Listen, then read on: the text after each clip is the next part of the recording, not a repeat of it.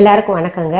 இன்னைக்கு நான் உங்களுக்கு சாம்பார், அதாவது அரைச்சி விட்ட சாம்பார் எப்படி செய்யறதுன்னு சொல்லி தர போறேங்க, செஞ்சு காமிக்க போறேன். இப்ப பாருங்க, நான் ஒரு குக்கர் எடுத்துட்டேங்க.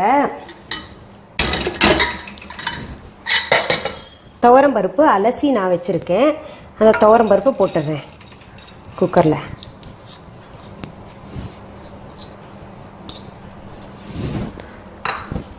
அதுலேயே இந்த 15 சின்ன வெங்காயம் உரிச்சு வச்சுருக்கேன் இல்லையா, அதை போட்டுக்கிறேங்க. இந்த முள்ளங்கி அரிஞ்சு வச்சுருக்கோம் இல்லையா, அதையும் அதில் போட்டுக்கலாம். அப்புறம் முருங்கைக்காய் அரிஞ்சு வச்சுருக்கேன்ல, அதையும் போட்டுக்கிறேங்க. இந்த உருளைக்கிழங்கும் போட்டுக்கிறேன்.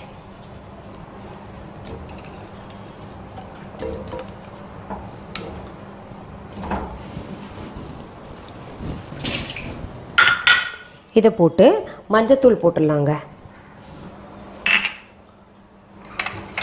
மஞ்சத்தூள் போட்டு நம்ம இப்போ பெருங்காயத்தூளையும் போட்டு வேக வச்சிடலாம். தண்ணி ஊற்றி, கொஞ்சம் தண்ணி ஊற்றி வேக வச்சிடலாம். இந்த காய்கறியெல்லாம் மூழ்கிற அளவுக்கு தண்ணி ஊற்றிடணுங்க. பாருங்க, சரியா இருக்கு. இதை நம்ம ஒரு அடுப்பில் ஏற்றிடலாங்க.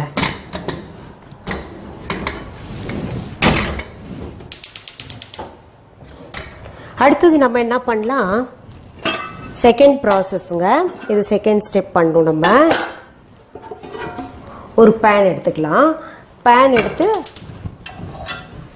சூடாகட்டும். அது இப்போது நம்ம அடுப்பில் இது வச்சுருக்கோம். இது சூடாயிருச்சு. கொஞ்சம் எண்ணெய் விட்டுக்கலாங்க.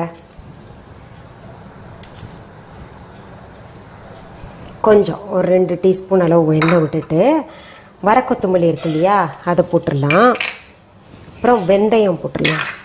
மொதல் ரெண்டையும் நல்லா வறுத்துக்கலாங்க.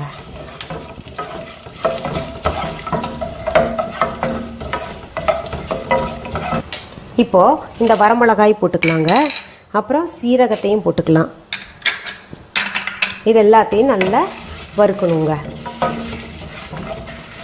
இப்போ பாருங்கள், நல்ல புகை வருது பார்த்தீங்களா, நல்லா செவக்க வறுத்துட்டோம் நம்ம. இப்போ என்ன பண்ணோம், நம்ம இதுலேயே இந்த பெரிய வெங்காயம் நறுக்கி வச்சுருக்கோம்ல, அது போட்டுக்கணுங்க.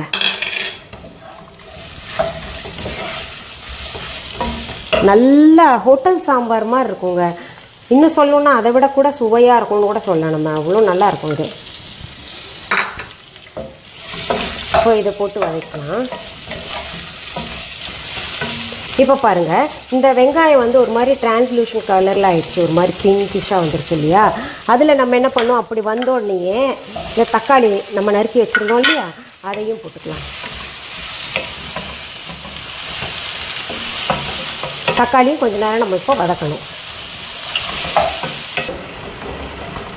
இப்போ பாருங்கள், நம்ம தக்காளி போடும்போது நல்லா முழுசாக இருந்தது இல்லையா, வெட்டி போட்டது. இப்போ பாருங்கள், ஒரு மாதிரி ஷ்ரிங்க் ஆகிட்டு ஜூஸ் அதுலேருந்து இறங்கிருச்சு. இப்போ என்ன பண்ணணும், நம்ம துருவி வச்ச தேங்காய் இது போட்டுடணும்.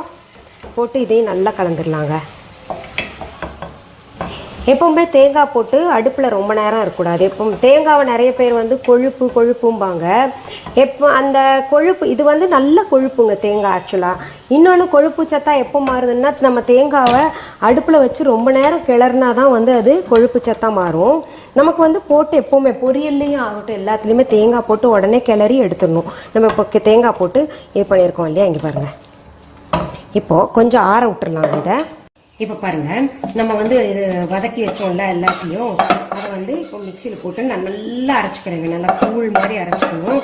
அதில் என்ன பண்ணலாம், நம்ம இப்போ இந்த புளி இருக்கு இல்லையா, கரைச்சி வச்சது, அதையும் போட்டுக்கலாங்க.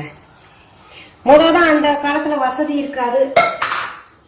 அதனால பார்த்தீங்கன்னா உங்களுக்கு இது புளியெல்லாம் கையால் கரைச்சி வச்சுருக்கோம். அந்த மாதிரி இப்போ புளியை வேஸ்ட் பண்ண வேண்டாம். நம்ம புளியம் கொட்டை எடுத்துட்டு நம்மள அரைச்சிடலாங்க. குக்கரில் வச்சுருந்தோம் இல்லையா, அது இறக்கிட்டேன் நான். அடுப்பில் இருந்து இறக்கி இப்போ விசில் போயிடுச்சு.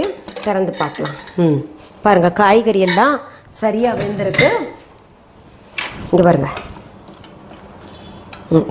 இப்படி இருக்குது, சரியாக வெந்திருக்குங்க. பருப்பும் வெந்திருக்கு, கிழங்கும் வெந்திருக்கு, முருங்கைக்காய் வெந்திருக்கு, முள்ளங்கி எல்லாம் சரி விதத்தில் வெந்திருக்கு. நம்ம இப்போ அந்த மசாலா அரைச்சோம் இல்லையா, அது எப்படி இருக்குன்னு பார்ப்போம். பாருங்கள், மசாலாவும் நல்லா அரைச்சிருக்கு, கூழ் மாதிரி அரைச்சாச்சு. சரி, இப்போ நான் அடுப்பில் இது வச்சுருக்கேங்க, சூடாகட்டும் இந்த பேன். பேன் நல்லா சூடாயிருச்சுங்க. அதில் நம்ம எண்ணெய் ஊற்றிக்கலாம். சும்மா தாளிக்கிற அளவு ஊற்றினா போகிறோம். கடுகு நல்லா பொரியட்டும்.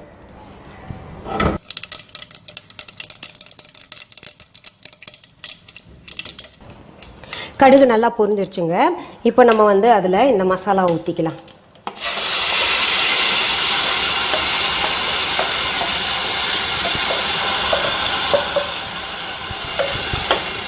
தண்ணி ஊற்றி வேணால் சேர்த்துக்கலாம் நம்ம இன்னும். அப்புறம் இந்த நம்ம வேக வச்சு வச்சுருக்கோம் இல்லையா குழம்புக்கானதெல்லாம், அதையும் போட்டுக்கலாங்க.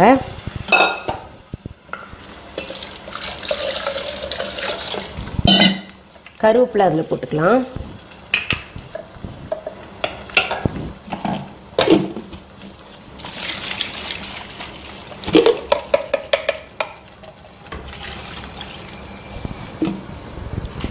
நமக்கு எவ்வளோ திக்னஸ் வேணுமோ அதுக்கேற்ற மாதிரி நம்ம தண்ணி ஊற்றிக்கலாம்.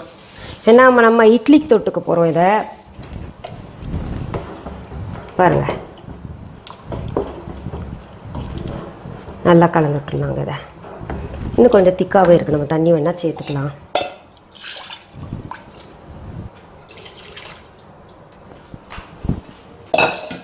இப்போ இதில் கொத்தமல்லி தலையையும் போட்டுக்கலாங்க.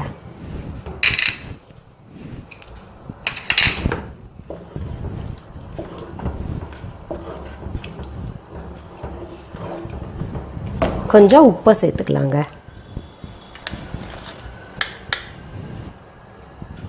இதை நம்ம என்ன பண்ணலாம், மூடி வச்சிடலாம். நல்லா கொதிக்கிட்டோங்க. நல்லா கொதிச்சு பச்சை வாசனை போயிட்டோம். சாம்பார் ரெடி ஆயிரும். அது பார்த்தீங்கன்னா இந்த சாம்பார் வந்து நமக்கு இந்த 14 இட்லி வந்து ஹோட்டலில் விற்கிறாங்க இல்லையா, 14 இட்லிஸ்ன்னு சொல்லுவாங்க இல்லையா, அதுல எல்லாம் ஊற வச்சு நல்லா நெய் ஊற்றி சாப்பிட்டோன்னா ஆஹா பிரமாதமாக இருக்குங்க. சரி, அது கொதிக்கிட்டோம். அது வரைக்கும் வெயிட் பண்ணலாமா? நம்ம இந்த அரைச்சி விட்ட சாம்பார் நம்ம இது பண்ணியிருக்கோம் இல்லையா, இதில் வந்து உங்களுக்கு இட்லி எப்படி சேர்க்கறது, 14 இட்லி சரியாக நான் போட்டிருக்கேன். இதில் கொஞ்சம் நெய் விட்டா எப்படிதுமா இருக்கும். ஆஹா, நெய்யும் விட்டுடலாமா? இப்போ பாருங்கள், அரைச்சி விட்ட சாம்பார் வந்து எப்படி செய்யறதுன்னு உங்களுக்கு நீங்களாம் தெரிஞ்சிருப்பீங்க இந்த எபிசோடு பார்த்ததுல. சரி, இந்த மாதிரி உங்களுக்கு தொடர்ந்து சமையல் நிகழ்ச்சிகள் மற்றும் எங்களுடைய இசை நிகழ்ச்சிகள் எல்லாம் பார்க்கணும் அப்படின்னு நீங்கள் விரும்புனீங்கன்னா நீங்களாம் செய்ய வேண்டியது ஒன்றே ஒன்று தாங்க. சப்ஸ்கிரைப் பண்ணுங்க. உங்களுக்கு தானாகவே எல்லாம் நான் என்னென்ன பதிவு போடுறேனோ அதெல்லாம் வந்துகிட்டே இருக்குங்க. மீண்டும் சந்திக்கலாமா? நன்றி. அன்பான வாடிக்கையாளர்களே, உங்கள் விஹா ஸ்டோரில் பூஜை பொருட்கள், சிலைகள், ராசிக்கற்கள், வாஸ்து பொருட்கள், விதைகள், பாரம்பரிய அரிசி வகைகள், சிறுதானியங்கள், ஆர்கானிக் பொருட்கள், மூலிகை எண்ணெய், மளிகை பொருட்கள், மரச்செக்கு எண்ணெய், மரப்பொருட்கள், வெள்ளி ஆபரணங்கள், கிஃப்ட் ஆர்டிகல்ஸ், காட்டன் மற்றும் பட்டு புடவைகள், காட்டன் சுடிதார்கள், பட்டு பாவாடை, குழந்தைகளுக்கான விளையாட்டு பொருட்கள், ஹை குவாலிட்டி இமிடேஷன் நகைகள், வீட்டு உபயோக பொருட்கள், ஜூட் பேக்ஸ், ஹேண்ட்மேட் சோப்ஸ், அழகு சாதன பொருட்கள், சிறுதானிய பிஸ்கெட்டுகள், ஹோம் அப்ளையன்சஸ், இன்னும் பற்பல பொருட்கள் விற்பனைக்குள்ளது. விஹா ப்ராடக்ட்களை நீங்கள் வாங்க விரும்பினால் அது எங்களுடைய viha.online வெப்சைட் மற்றும் சென்னை ராஜா அண்ணாமலைபுரத்தில் உள்ள எங்கள் விஹா ஸ்டோரில் மட்டுமே கிடைக்கும் என்பதை தெரிவித்துக் கொள்கிறோம். வேறு எந்த ஆன்லைன் வெப்சைட்களிலும் விஹா ப்ராடக்ட்கள் விற்பனைக்கு கிடையாது என்பதை நீங்கள் கவனத்தில் கொள்ள வேண்டும். எங்கள் விஹா ஸ்டோரின் விலாசத்தை கண்டறிய கூகுள் மேப்ஸில் விஹா ஸ்டோர் என்று டைப் செய்தால் வழியை கண்டறியலாம். www.viha.online வெப்சைட்டிலும் விஹா ஸ்டோரின் அட்ரஸ் உள்ளது.